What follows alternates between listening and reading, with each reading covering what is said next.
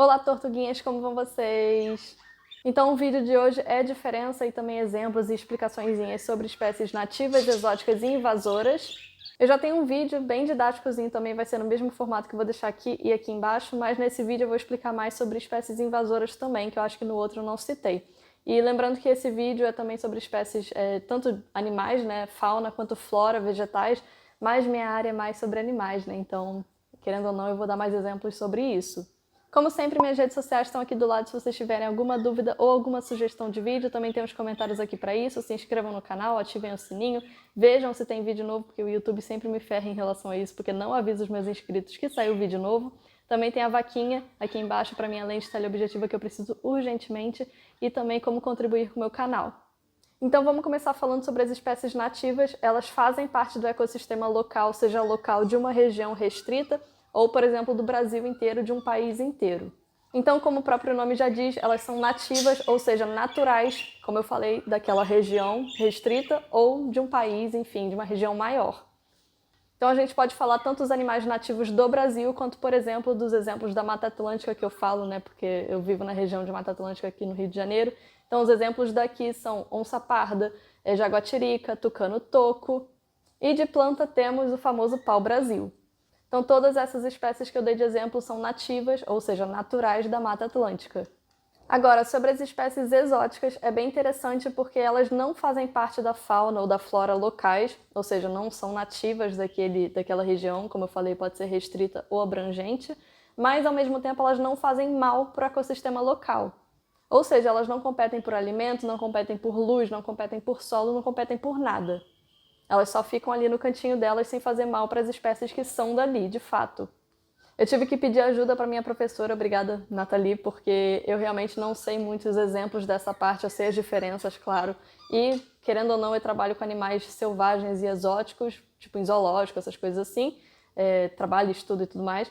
Mas eu não sei exemplo na prática, na natureza, né? Ainda mais de plantas. Ela me deu o exemplo da mangueira, Mangifera indica, se eu não me engano.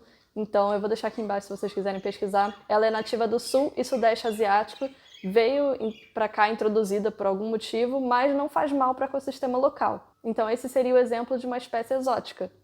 E por último, vamos falar da parte que mais dá problema, que eu adoro também, não que eu adore as espécies invasoras, mas é porque eu gosto de estudar e trabalhar nessa área, porque é muito interessante ver os impactos ambientais. Então eu já dei spoiler aqui, né? Espécies invasoras fazem mal, têm algum impacto negativo no ambiente, já que elas não são nativas dali. Então elas são espécies exóticas, só que ao mesmo tempo fazem algum mal para ali. Seja, como eu falei dos outros exemplos, só que no negativo, competem por alimento, competem por luz em relação às plantas, espécies vegetais, elas predam outros animais nativos, enfim, só fazem coisa ruim.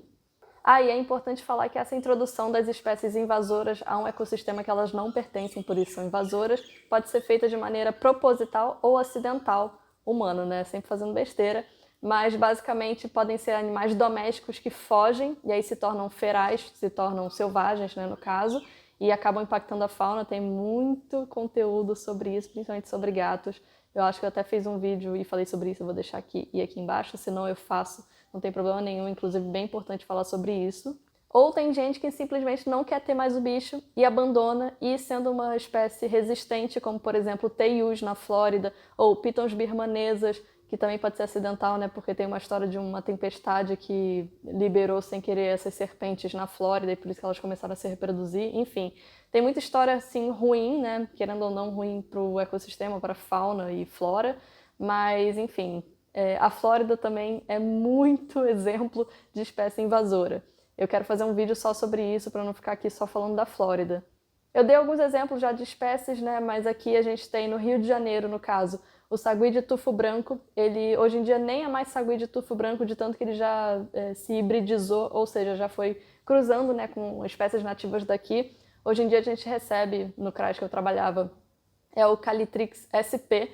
Então ele nem tem mais ele só tem o gênero, ele não tem nem mais espécie, de tanto que hibridizou. Eu também posso fazer um vídeo só sobre o sagui, a história dele é bem interessante no caso dessa espécie, né, sagui de tufo branco, porque ele não é nativo daqui, as pessoas acham, a gente desde pequenininho, né, vê sagui andando na rua e acha super normal. Não é, pelo menos não deveria ser. Hoje em dia já é normal ver, mas não deveria, porque ele não é daqui. Em São Paulo também não.